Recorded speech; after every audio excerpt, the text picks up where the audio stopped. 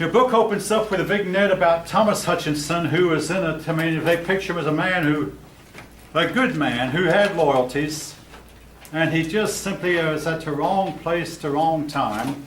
His loyalty was first of all to England, and yet he was a colonial.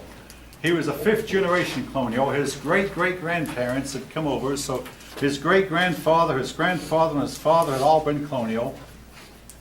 He became governor of Massachusetts eventually, but he was finally replaced. He became unpopular. At one point, his house was torn down.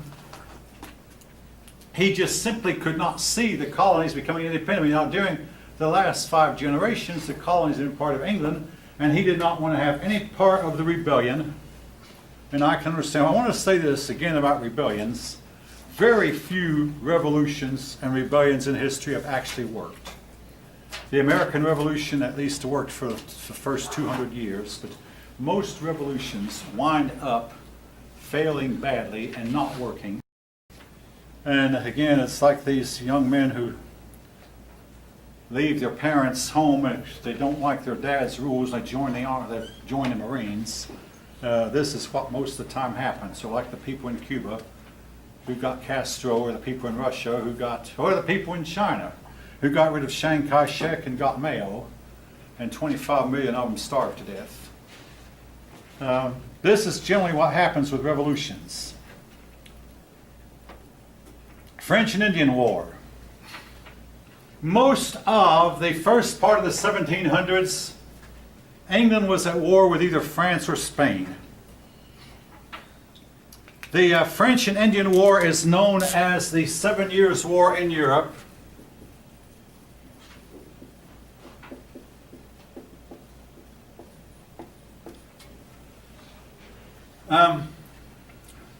It actually, in some ways, was the world's first world war.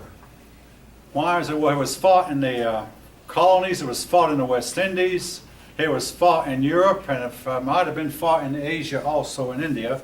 I'm not sure of that, but basically it was fought on various parts of the globe. But we in America call it the French and Indian War. It was a war against the French and the Indians. Now, the French did not have as many colonists in the New World as the English, owing to something very important. Both the French and the Spanish did not allow Protestants to come over and start a colony. The English, of course, did, because they were a Protestant country themselves. So the French did not get very many. If it is known or believed strongly, if the French had allowed their Protestants to come over, the French would have had a lot more people living in their territory. Anyway, the French had Canada, and they encroached from Canada down to the Ohio Valley. In other words, the area of what is today Pittsburgh. Now,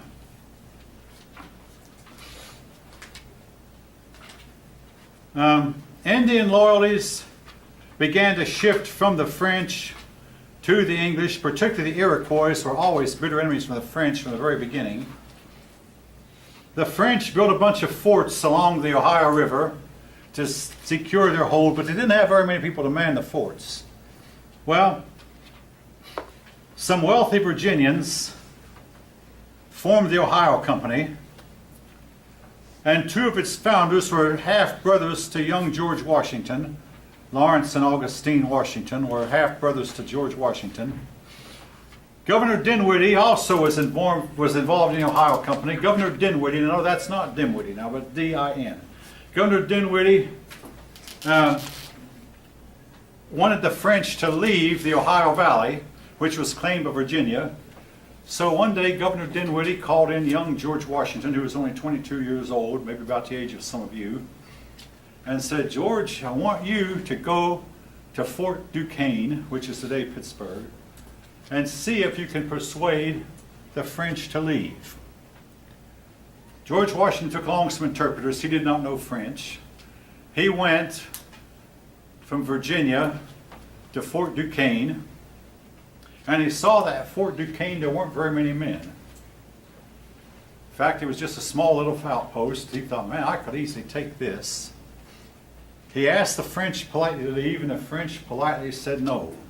The French sent a letter back through George Washington to the governor of Dinwiddie, and they said, "We're here to stay, we're not leaving."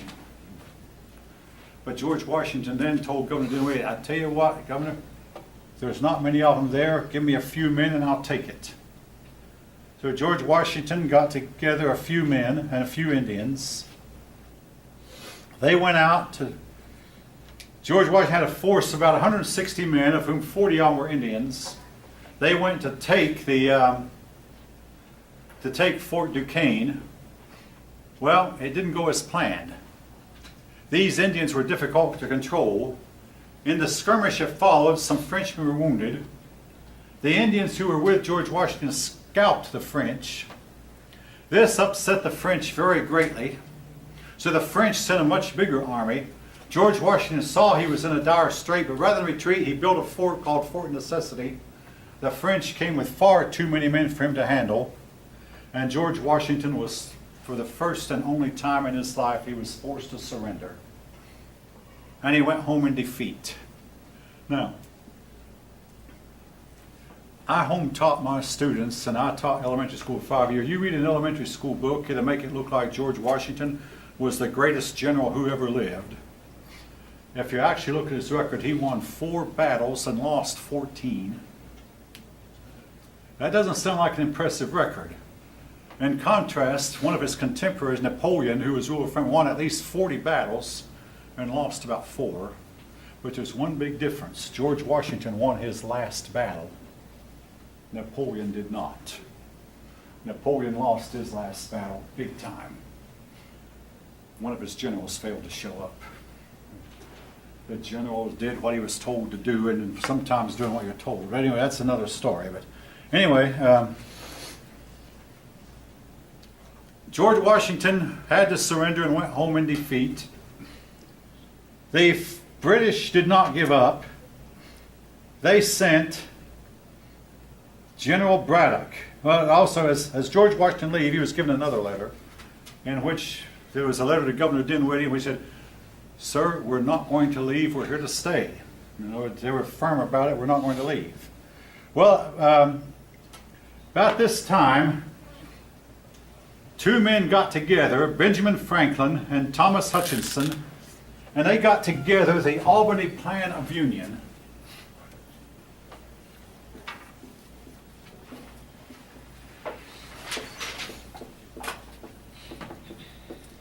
The Albany Plan of Union was the first attempt to unite the 13 colonies.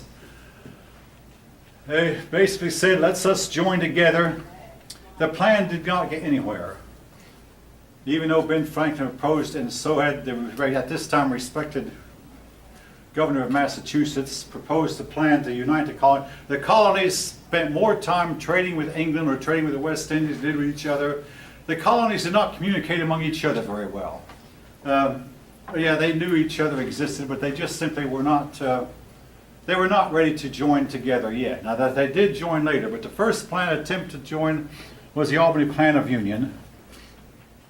The plan would have, if been passed, would have made it easier for England to govern the colonies, and which might have been bad in the long run, because as it was, England had to govern 13 different colonies rather than one big colony. Well, the plan was rejected by all the colonies, and also Great Britain rejected it also, for whatever reason. Well, in the meantime, the English decided they were going to send a big army, so they sent General Braddock.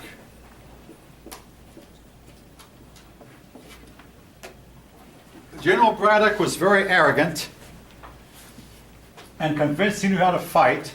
Now, General Braddock had fought wars in Europe, and in Europe, the wide open spaces, few bushes and trees. The way you'd fight here that would work in Europe would not work out. The way they'd fight, they'd line up their men, usually 3 deep. The first wave would fire. Keep in mind, in those days, you could only get 1 shot off. The first wave would fire, then they'd step back a few paces. The second line would step up. They would fire while the first group was reloading. Then the second group would step back and they would reload while the third group stepped forward. They would fire. Then the third group would step back, but this time the first group should have reloaded and they'd fire. Now, they couldn't all fire, they called it a volley, but they couldn't all fire at once because those old flintlock muskets would fire whenever they were ready to fire, basically. And so instead of hearing one big loud boom, you'd hear pop, pop, pop, pop, pop, like popcorn popping in a skillet or something, but they could not get them to all fire at once. But nevertheless, they threw a volley, what's called a volley, into the enemy. The second line would throw another volley into the enemy. And there was a way of fighting that would keep constant pressure on the enemy, but it was fighting in an open field. Now, George Washington tried to tell Braddock and the other colonials, hey, this method of fighting at you will not work, because Braddock said, who are you? You're a frontiersman. Nevertheless, Braddock and George Washington liked each other, and Braddock promised Washington a commission when he got back from that little skirmish, what he thought would be a little skirmish there at Fort Duquesne, near Pittsburgh. So, anyway, they marched. General Braddock had a road cut, and General Braddock's men marched straight and tall, and all of a sudden the woods became alive with gunfire. Gunfire and arrow fire. The British could not see their enemy. I mean, this was a terrible way of fighting. I mean, you're fighting against an enemy you couldn't see. The army was thrown into panic. General Braddock was killed. George Washington tried to rally the troops, but of course George Washington did not receive his commission that he'd been promised, because the man who promised it died in the fight. Braddock was killed. The British had to retreat. Now, in this army was a young man named Daniel Boone, hero, American hero. Daniel Boone just knew that the British would really want him in their army, because he felt like he knew the territory. He would serve as a scout. Instead, the British looked on him with contempt and disdain and made him a mule truck driver. Daniel Boone kept a journal, but he doesn't tell anything about the battle. But 4 days after the battle, Daniel Boone stopped to make an entry in his journal, but this time he was in a town in North Carolina. Now, it is possible for a man on foot to go from Pittsburgh to North Carolina in 4 days, but it takes a man who's really pumping. We believe that Daniel Boone took off from the fight as soon as it started and didn't stop running until he got all the way to North Carolina 4 days later. For a man who was known for his courage and bravery. But again, if you're treated like dirt, you're going to act like dirt. The way that the American colonials, I'm about to give right, the way the American colonials were treated by the British wound up turning the colonies against the British.